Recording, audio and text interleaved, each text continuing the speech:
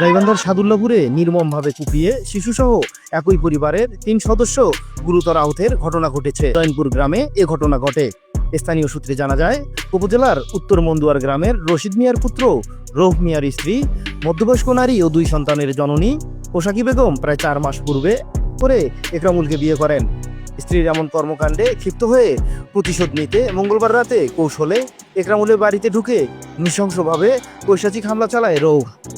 ধারালো ছুরি দিয়ে পোশাকিকে উপর্যুপুরি কোপাতে থাকে। এ সময় একরামুলের পুত্রবধূ পোশাকিকে রক্ষার জন্য এগিয়ে আসলে তাকেও ছুরিকাঘাত করে। এই আকস্মিক হামলায় তাদের পরিবারের এক শিশুও ছুরির আঘাতে মারাত্মকভাবে আহত হয়। পরে আশেপাশের লোকজন এসে ঘাতক রৌফকে আটক করে এবং আহতদের উদ্ধার করে দ্রুত সাদুল্লাপুর স্বাস্থ্য কমপ্লেক্সে নিয়ে যায়। টাকা পাইছে আশা ওর বইয়ে কি আগে ধরছে, ধইরা ছোটাছুটি করছে। ছোটাছুটি করলে তার বেটার বউ আছে, তার বেটা বউ থাকার পরে বেটা বউ যে আশা ধরছে, তার পেটের মধ্যে ছড়া মারছে। কোলে আসছিল একটা বাচ্চা, সে বাচ্চাটারও থরা কেটে গেছে। তিনটা আহত হয়েছে, একটা রংপুর চলে গেছে আর 2টা সাইডে আছে।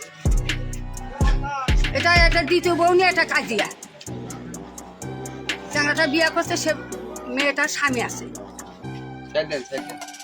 মেয়েটার স্বামী আছে। সেই স্বামী হলো এটা মানতেছে না। স্বামী কয়েকদিন পরে পরে আসে।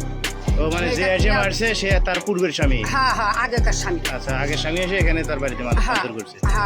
আহতদের মধ্যে পোশাকির অবস্থা আশঙ্কাজনক হওয়ায় উন্নত চিকিৎসার জন্য তাকে রংপুর মেডিকেল কলেজ হাসপাতালে রেফার করেন চিকিৎসক। পুলিশ খবর পেয়ে ঘটনাস্থল থেকে ঘাতক রৌফকে বিক্ষুব্ধ এলাকাবাসীর হাত থেকে উদ্ধার করে এবং আটক করে থানায় নিয়ে যায়।